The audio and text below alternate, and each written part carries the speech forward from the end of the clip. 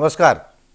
ज्योतिष विज्ञान के विशेष कार्यक्रम समय शास्त्र में आप सबका स्वागत है, अभिनंदन है। मैं हूं पंडित हनुमान मिश्रा। हजारों साल पुरानी विद्या और विज्ञान है ज्योतिष विज्ञान।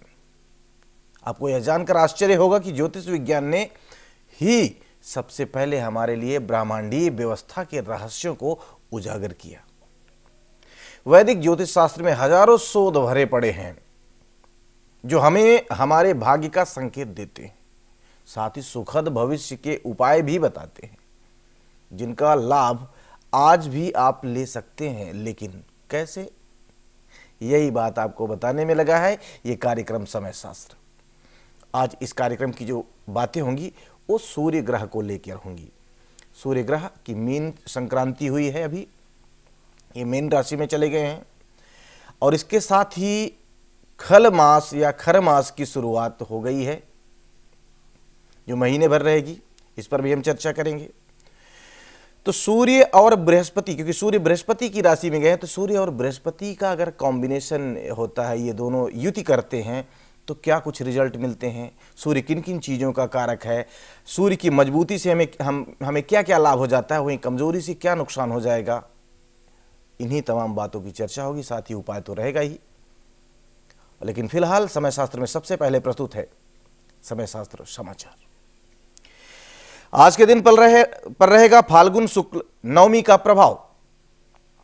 दिन पर रहने वाला है आर्द्रा नक्षत्र का प्रभाव। इस तरह दिन पर रहेगा राहु और बुध ग्रहों का विशेष प्रभाव। आज से खर मास की शुरुआत, महीने भर सूर्यदेव रहेंगे मीन राशि में। टिकट वितरण में धन व बल की बजाय लोकप्रियता को वरीयता। प्रबुद्ध राज सेवकों का चुनावी मैदान में बाहुल्य। कोई धार्मिक मुद्दा बन सकता है चर्चा का विषय। इन्हीं समाचारों को थोड़ा विस्तार से जान लें। आज के दिन पर फाल्गुन महीने के शुक्ल पक्ष की नौवीं तिथि का प्रभाव रहने वाला है। और नक्षत्र की बात की जाए तो आज आर्द्रा नक्षत्र यानी कि राहु का नक्षत्र प्रभावी रहेगा। इस कारण से, क्योंकि चंद्रमा की जो स्थिति है, चंद्रमा राहु के नक्षत्र में और बुध के प्रभाव में रहेगा, यानी कि हम कह सकते हैं कि आज के दिन पर हम सब पर राहु और बुध ग्रहों का प्रभाव रहने वाला है। आज से खर मास की शुरुआत हो रही है और महीने भर सूर्यदेव मीन राशि में रहेंगे। जब तक वो मीन में रहेंगे खर मास होगा। अब चुनावी मौसम चल रहा है तो उससे जुड़ी एक दो भविष्यवाणियां आपके समक्ष रखना जरूरी है।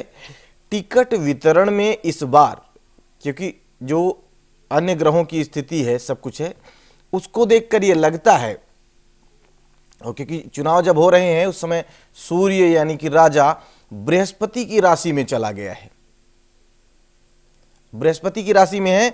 अतः इस बार यह हो सकता है कि अनुभवी व्यक्ति को ज्यादा महत्व दिया जाए।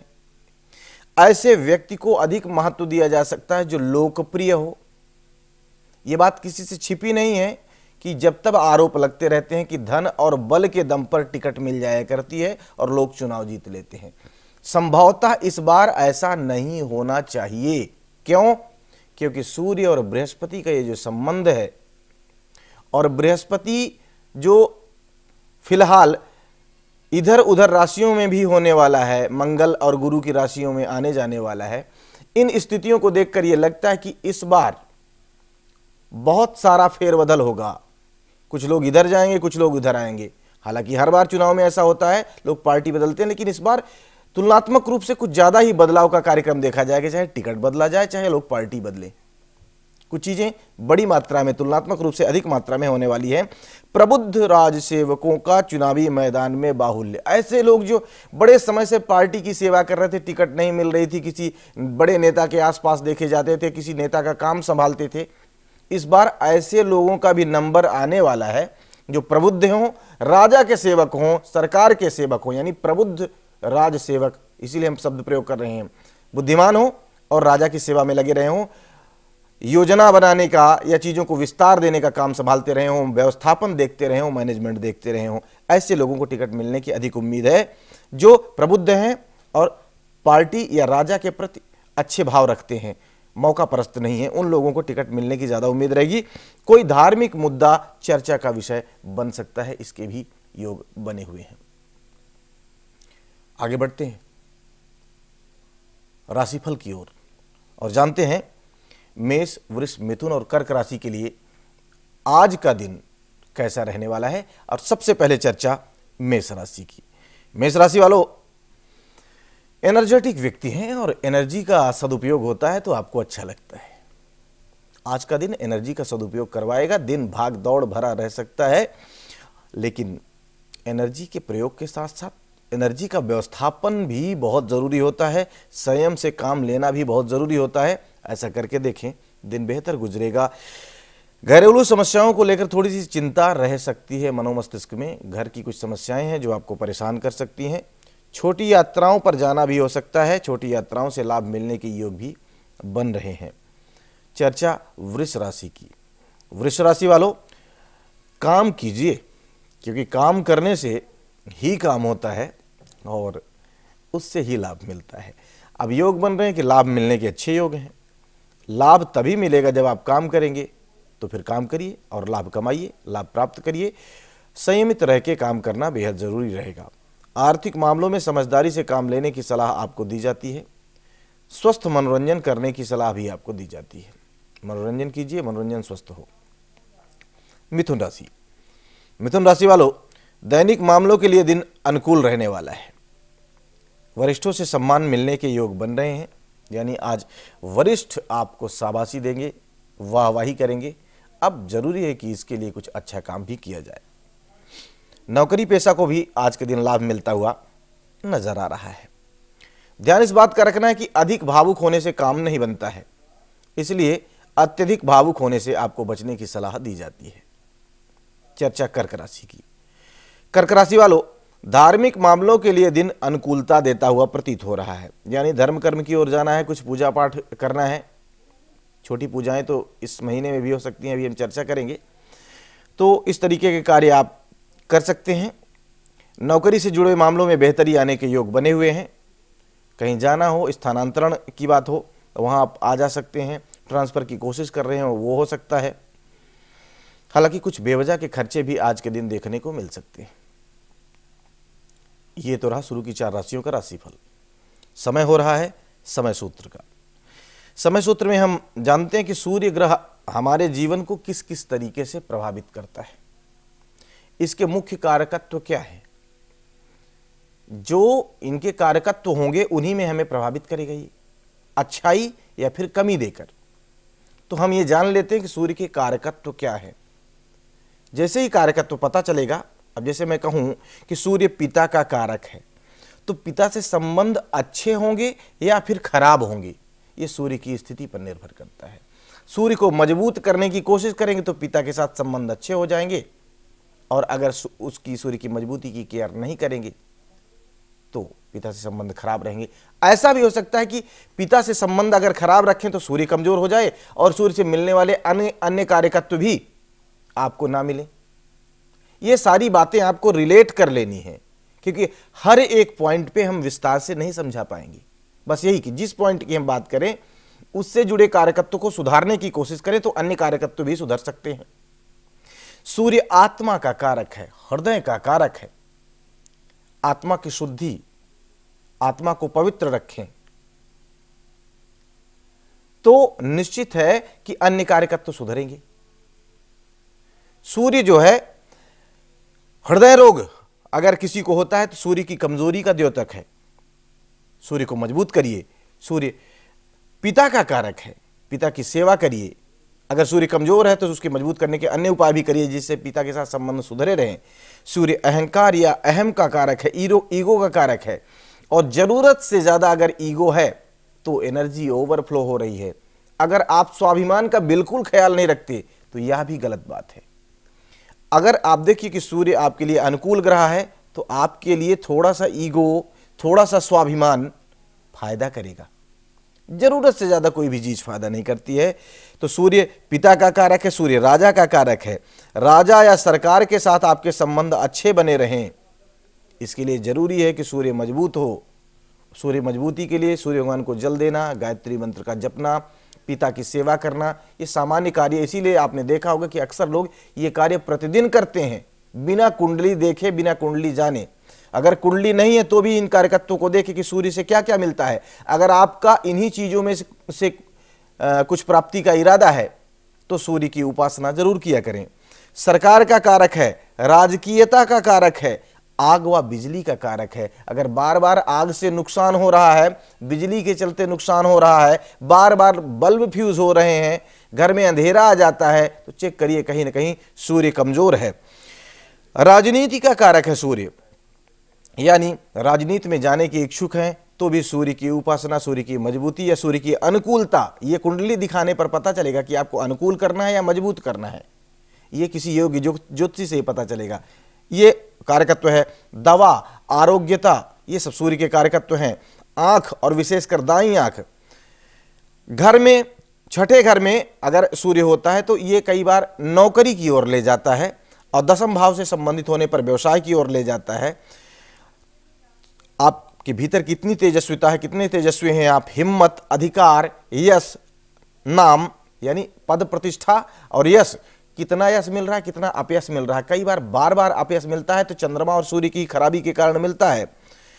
अधिकार क्षेत्र, पूजा स्थल बृहस्पति और सूर्य का स्थल होता है। रक्त संचार, चंद्रमा का भी, मंगल का भी इन्फ्लुएंस है लेकिन सूर्य का भी रहता है। व्यवसाय यानी खुद का स्वामी बनना, पैतृक उत्तराधिकार मिलना या ना मिलना, कहीं किसी को पैतृक उत्तराधिकार में प्रॉपर्टी मिल रही है, कोई चीज मिल रहा है, तो इसमें सूर्य का भी इन्फ्लुएंस होता है। तो जब सूर्य अनुकूल होता है, मजबूत होता है, तो ये सारी चीजें फेवर में होती हैं जिनका हमने नाम लिया। जब सूर्य कमजोर होता है या प्रतिकूल होता है तो चीजें कम मिलती हैं या नहीं मिलती, मिलते मिलते रह जाती हैं। अनुकूलता और मजबूती दोनों का उपाय आपको करना चाहिए किसी योग्य ज्योतिषी से परामर्श लेकर के। आगे की 4 राशियों के राशिफल को जान लेते हैं, इसके बाद खर मास की चर्चा करेंगे। सिंह, कन्या, तुला और वृश्चिक राशि के लिए आज का दिन कैसे रहने वाला है। सिंह राशि वालों, निजी संबंधों के लिए दिन अनुकूल रहने वाला है, फेवर में रहने वाला है। संभालिए निजी संबंधों को, यदि प्रतिकूल चल रहे हैं। स्वजनों की भावनाओं का ख्याल रखने की सलाह भी आपको दी जाती है और साथ ही सलाह दी जाती है कि हर कार्य को संयमित होकर के करें, संयम के साथ करें। लाभ मिलने के अच्छे योग बने हैं, यानी आप संयमित होकर काम करिए, काम का रिजल्ट मिलेगा, फायदा मिलेगा। चर्चा कन्या राशि की। कन्या राशि वालों, रोजमर्रा के कामों में लाभ मिलता हुआ नजर आ रहा है। खासकर यदि आप व्यापारी या व्यवसायी हैं तो उन कामों में आज आपको तुलनात्मक रूप से अधिक फायदा मिलेगा। नौकरी पेशा सामान्य तौर पर एक जैसे परिणाम ही मिलते हैं, लेकिन आज जो काम कर रहे होंगे वो बेहतर ढंग से होगा और उसका परिणाम आने वाले समय में आपको सुखद मिलेगा। घरेलू समस्याओं का निदान होता हुआ नजर आ रहा है। किसी भी तरीके की कोई टेंशन देने वाली बात रही है तो वो ठीक होती हुई नजर आ रही है, बशर्ते आपको इस बात की कोशिश भी करनी चाहिए। कम दूरी की यात्राएं भी हो सकती हैं। वरिष्ठों से सम्मान मिलने के भी योग हैं। आपको भी वरिष्ठों को सम्मान देने का प्रयास करना चाहिए। चर्चा तुला राशि की। तुला राशि वालों, नौकरी पेशा के लिए दिन अनुकूल रहने वाला है। जो आप व्यापारी या व्यवसायी हैं उनको थोड़ी सी अधिक सावधानी रखने की जरूरत रहेगी। कम्युनिकेशन के साधनों में कुछ व्यवधान, फोन है, इंटरनेट है, कंप्यूटर है, लैपटॉप्स हैं, इन जो साधन संसाधन हैं इनमें कुछ कमियां रह सकती हैं, कुछ टेक्निकल फॉल्ट्स रह सकते हैं, तो इसके कारण काम थोड़ा सा बाधित हो सकता है। कोशिश करें थोड़ा सा एक्स्ट्रा टाइम लेकर के इन कामों को संपन्न करने की कोशिश करें तो निश्चित है कि परिणाम ठीक मिल जाएंगे। आर्थिक मामलों में अनुकूलता बनी रहेगी, इस बात के भी योगायोग बने हुए हैं। धार्मिक गतिविधियां भी संभावित हैं। आज धर्म कर्म से आपका लगाव होता हुआ नजर आ रहा है। चर्चा वृश्चिक राशि की। वृश्चिक राशि वालों, आर्थिक मामलों के लिए दिन अनुकूल है। पैसे बचाने की कोशिश करें, व्यर्थ के खर्चे ना करें। आर्थिक मामलों में अनुकूलता मिलती हुई नजर आ रही है। ये राशिफल वृश्चिक राशि वालों के हैं। निजी संबंधों में ताजगी बने रहने के भी योग बने हुए हैं। आपके व्यक्तित्व का लोगों पर सकारात्मक असर पड़ने वाला है, यानी अब जिम्मेदारी बढ़ जाती है। आपको कुछ ऐसा और अच्छा करना है जिससे लोग आपके प्रति एक सम्मानजनक भाव रखें। धैर्य के साथ काम करने की सलाह भी आपको दी जाती है। अब वक्त हो गया है समय सौभाग्य का, जिसमें हम जानेंगे कि ये खर मास होता क्या है जो शुरू हो गया है, इसके फायदे और नुकसान क्या हैं खर मास के।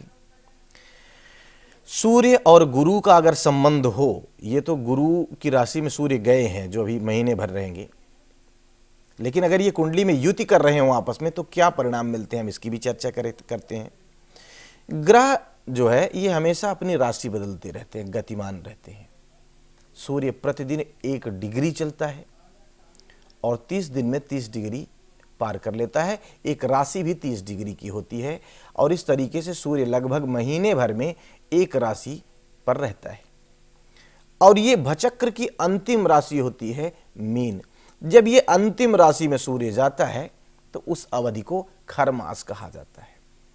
कहा गया कि इस अवधि में कोई भी शुभ कार्य नहीं करने चाहिए, लेकिन छोटी मोटी पूजा हो सकती है, इसकी मनाही नहीं है।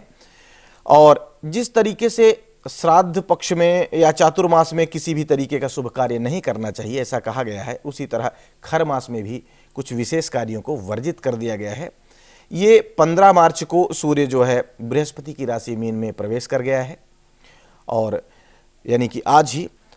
इसके साथ ही खरमास 2019 वाला खरमास प्रारंभ हो गया है। इसमें छोटी पूजा हो सकती है। शादी, जनेऊ, मुंडन और गृह प्रवेश जैसे कार्य न करने की सलाह दी गई है। नए वस्त्र, नई गाड़ी अगर खरीदना हो तो खरीद सकते हैं, क्योंकि वस्त्र इत्यादि कई बार ऐसा होता है कि हमें कहीं जाना है और या कि छोटी पूजा में ही बैठना है, तो वस्त्र तो शुद्ध और नवीन होने की परंपरा है, नवीन रखने की परंपरा है, तो वो आप ले सकते हैं। और ये कब तक रहेगा खरमास? खरमास 14 अप्रैल 2019 तक रहेगा और दोपहर 2:25 पर जब सूर्य मीन राशि से मेष राशि में प्रवेश कर जाएंगे तो उस समय ये खरमास दूर हो जाएगा। उस समय विवाह, गृह प्रवेश, मांगलिक कार्य इत्यादि शुरू हो जाएंगे। यानी इस महीने में बहुत ज़्यादा डरने की ज़रूरत नहीं है। और एक चीज़ स्पष्ट कर दें कि कुछ लोगों का ये कहना है या सोचना है कि खरमास और मलमास एक ही हैं। ऐसा नहीं है।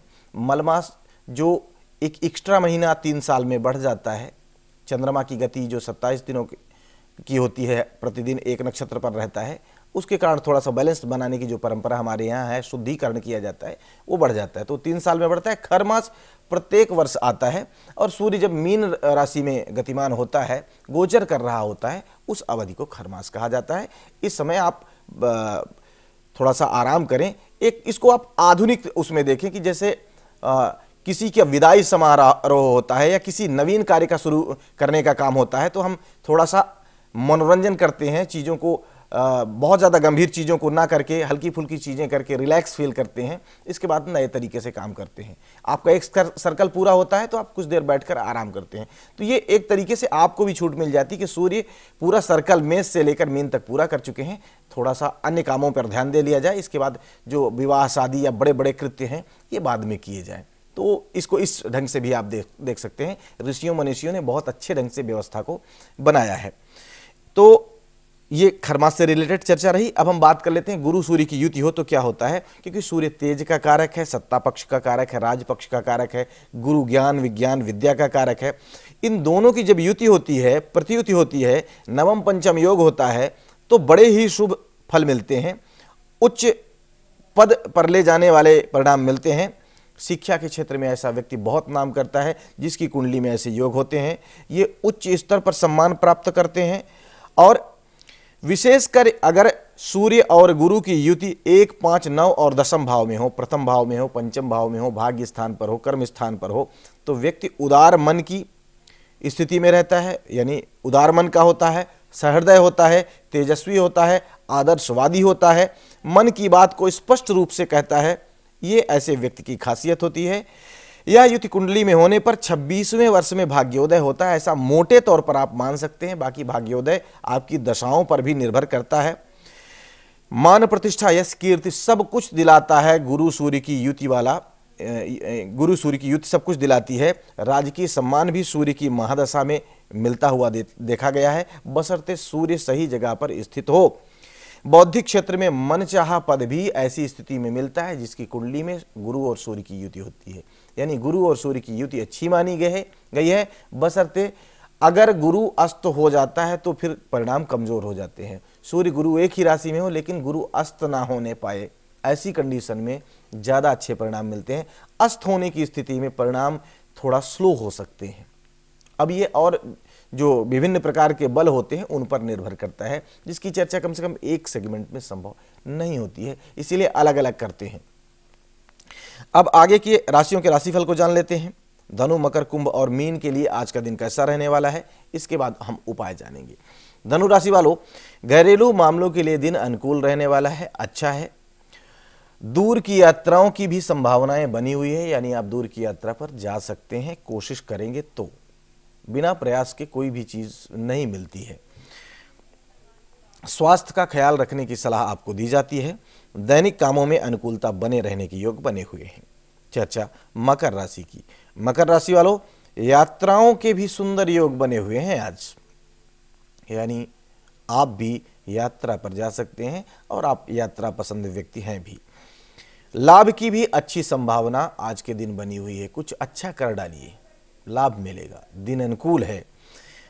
अगर आप व्यापारी हैं तो आज रोजगार में भी अच्छा करते हुए प्रतीत हो रहे हैं, नहीं तो जो रोजमर्रा के काम हैं आज उस काम में आप बहुत अच्छा करेंगे।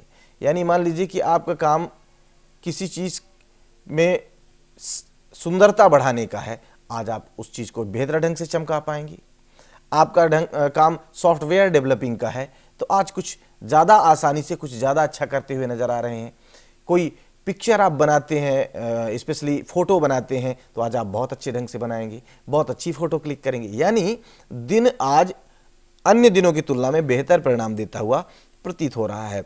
नौकरी में अनुकूलता के योग भी बने हुए हैं, आज आपके वरिष्ठ आपके कार्यों की प्रशंसा करेंगे। चर्चा कुंभ राशि की। कुंभ राशि वालों, आज कई प्रकार के लाभ मिलते हुए प्रतीत हो रहे हैं, यानी स्पेशली वो लोग जो विभिन्न प्रकार के कामों में निपुण हैं, दक्ष हैं, उनके कई काम संपन्न होने वाले हैं या पूर्व में किए गए कार्यों का अच्छा परिणाम मिलने वाला है। आर्थिक मामलों के लिए भी दिन अनुकूल रहेगा। आपकी आमदनी के लिए या आपकी बचत के लिए दिन मददगार होता सिद्ध हो सकता है। कार्य क्षेत्र के लिए दिन अनुकूल रहेगा, इस बात के योगायोग बने हुए हैं। निजी संबंधों में प्रगाढ़ता आने के योग भी बने हुए हैं। चर्चा मीन राशि की। मीन राशि वालों, स्वास्थ्य में बेहतरी आने के योग बने हुए हैं, यानी स्वास्थ्य बेहतर रहेगा। कार्य क्षेत्र के लिए भी दिन अनुकूल रहेगा। धार्मिक मामलों में आपकी संलग्नता हो सकती है, जुड़ाव हो सकता है। घरेलू समस्याओं से निजात मिलने के भी योग बने हुए हैं। अब हम बात कर लेते हैं समय ब्रह्मास्त्र की, जिसमें हम जानेंगे कि खर मास में सूर्य अगर प्रतिकूल परिणाम दे रहा हो या मीन राशि का सूर्य यदि किसी के लिए अनुकूल परिणाम ना देता हो तो ऐसी स्थिति में क्या करना चाहिए।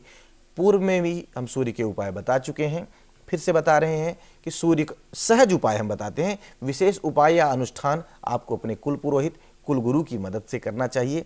यहाँ पर अगर कोई बहुत बृहद उपाय बता दिया गया, कुछ डिफिकल्टीज हुई, कुछ कमी रह गई, तो कई बार प्रतिकूल परिणाम भी मिल जाते हैं, इसलिए हम सहज उपाय बताया करते हैं।